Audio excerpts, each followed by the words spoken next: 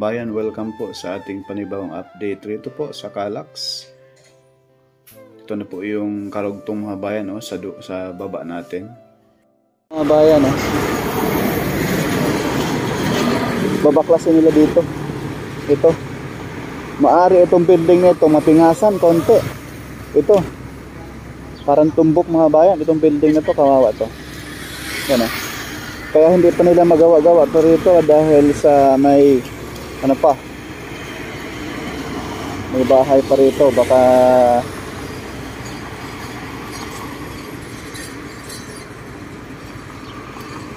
dito i-divert nila po ito. Huhukayan nila dyan sa gitna na yung daanan, yung kung saan dadaan yung expressway. Ayan, dito po ito mga bayan sa Aguinaldo Highway, no? Bali, ganito po ang gagawin mga bayan. Yan po, masisilayan natin yung may mga backhoe.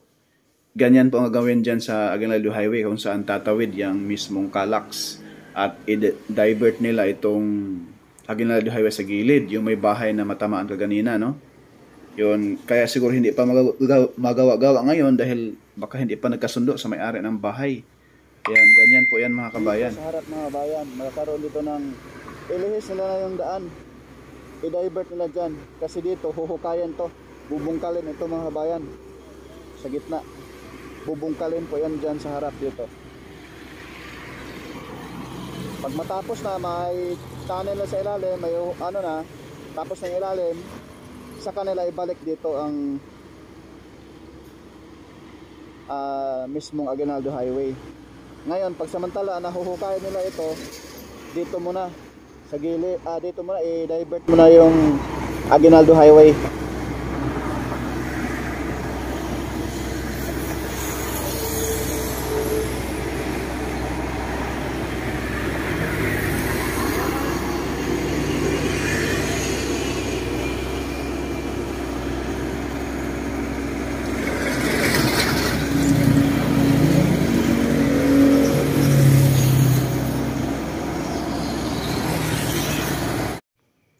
Ayan po mga bayan, no? Ito na yung pinaka-entrada, no? Ay ang kulay blue na yan sa bandang kaliwa, yan na po yung toll gate dito sa Silang Aguinaldo Interchange, na kung saan nabuksan noong 2023, no? December. So ngayon, yung tulay na yan, sa ilalim ng tulay na yan, dadaan itong alignment ng Calax at sa ilalim ng Aguinaldo, no? Ayan. Ganyan po yan mga bayan para tuloy-tuloy. Pagsamantala, huhukayin mo na yung pinakataas, yung madaanan ng Calax, yung taas ng Aguinaldo, huhukayin mo na. Tapos i-divert nila doon sa bahay-balay, no? Dito. Ayan po. Sa ilalim nito mga bayan, huhukayin pa ito rito. Malaking trabaho pa to, no? Sana po ay matapos ngayong 2024 po ito mga bayan. Ayan po, sa baba na yan, yung may poste na dalawa. Diyan po mga kabayan, tatawid sa ilalim yung Calax na kung saan i-divert muna nila rito sa bandang kaliwa yung mismong Aguinaldo Highway, yung daanan ng mga sasakyan.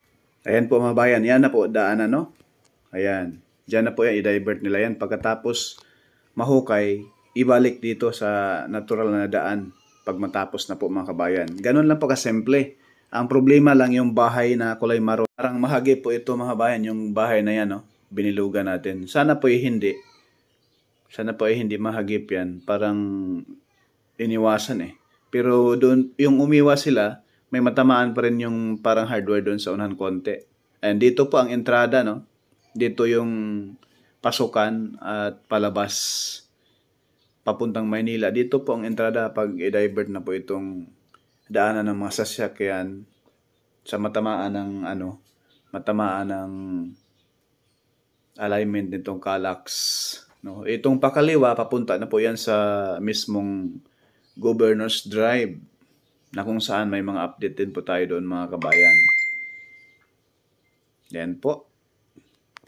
Pag magtrabaho na po ito ay 24/7 naman po ito mga bayan. Ayan po, sa unahan ay yung mga hardware dyan ay unti-unti nang tinanggal. At itong bahay na ito, posibleng maiwasan, no? Sa likod dadaan po mga kabayan. Posibleng hindi pa maumpisahan yung may-ari ng lupa dyan sa likod ng bahay na yan ay baka hindi pa sundo, no? Hindi pa magkaunawaan diyan sa may-ari ng sa may Calax, no? Ayan.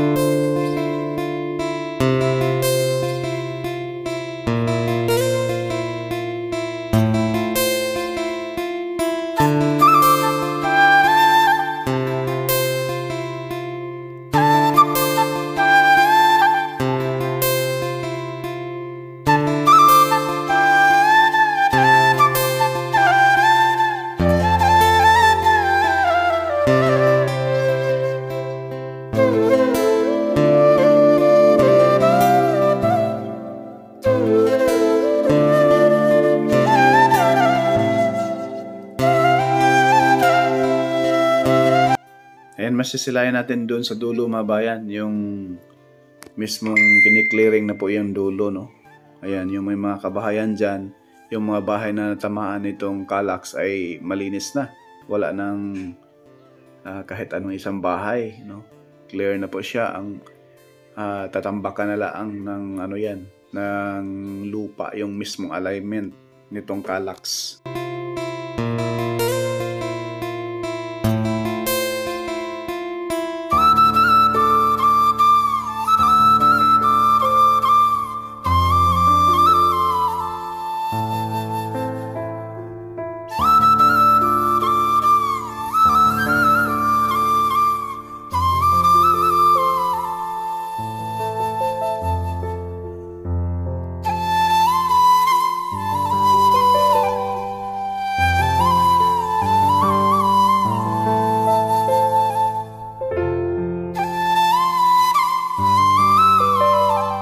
Po sa baba natin mga bayan, nakatambak po yung mga heavy equipment dyan dahil ngayon linggo, wala pong medyo pahinga muna yung contractor dito mga bayan, yung mga nagtrabaho.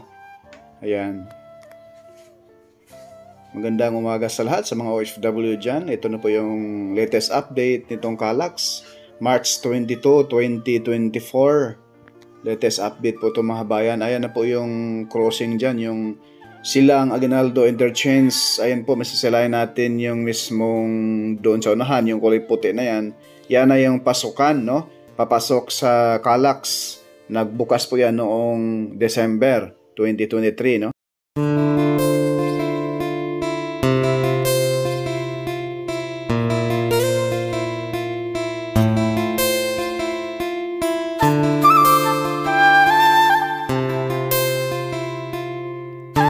Yung tulay na yan mga bayan, yung pakana ng mga sasakyan ay papunta na po yan doon sa South Luzon Expressway, no? Papuntang Laguna area, papunta doon sa mismong pinaka-start nitong expressway mga bayan. Kung saan sa ilalim ng tulay na yan, yan na po yung alignment papuntang Kawit, Cavite, no? Kung saan yung mga lupa dyan sa ilalim ng tulay, huhukayin pa yan. Malalim na po yan mga bayan, no? Sobrang lalim na po yan. Kahit container van pwede nang sumuong dyan sa ilalim. Pero hanggang dyan pa lang po, no? Puspusan pa yung pagtanggal dyan sa mga lupa sa ilalim ng tulay. Kahit nga linggo mga bayan, may nagtrabaho, may nagbako sa ilalim ng tulay. May bako pa rin na gumagawa sa ilalim ng tulay. Pinapatag yung lupa dyan.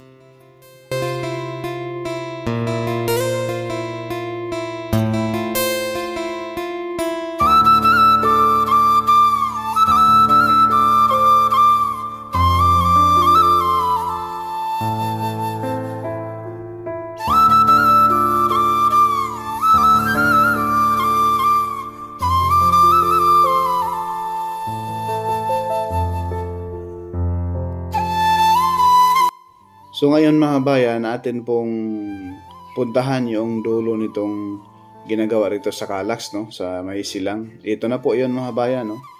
Na kung saan talagang nakakamangha yung contractor dito. Napaka-high-tech na yung gamit, no? Yan. Pinaspasan na po yung trabaho. Kahit linggo may gumagawa na rin. At yan, ipakita ko po sa inyo yung talagang robot na po yung ginamit nila rito mga bayan, no? Hindi na mano-mano, hindi na yung machine na hawakan pa ng tao. Ngayon, iba na. Ito, panoorin ang buong video nito mga kabayan. Talagang first time dito sa Pilipinas na mangyayari, no? Na ganito yun na yung gamit. Parang ibang bansa na rin yung ating mga contractor dito, no? Ito na po mga bayan, no? Yung sa baba natin. Ayan na po, yung mismong robot na nag-operate lang po yung mismong operator, distansya lang. Ayan no, mga kabayan, no?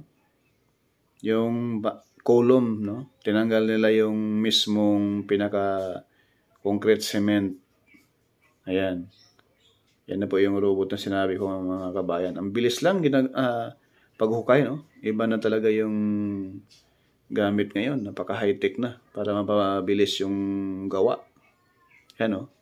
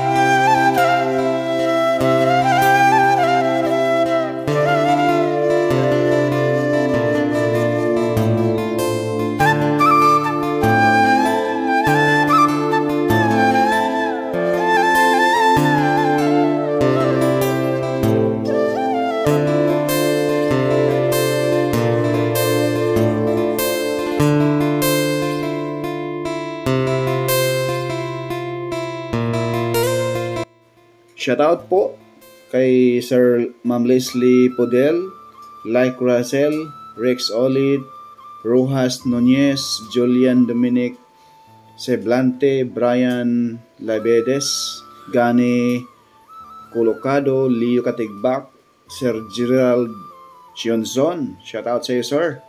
Sa PNINECR South, Gregorio Jaspio Jr., Dennis Latayan, Teresita Price, shout out sa inyo Ma'am Teresita Price, Joshua Carino, and also kay Sir Tomas Francisa Jr.,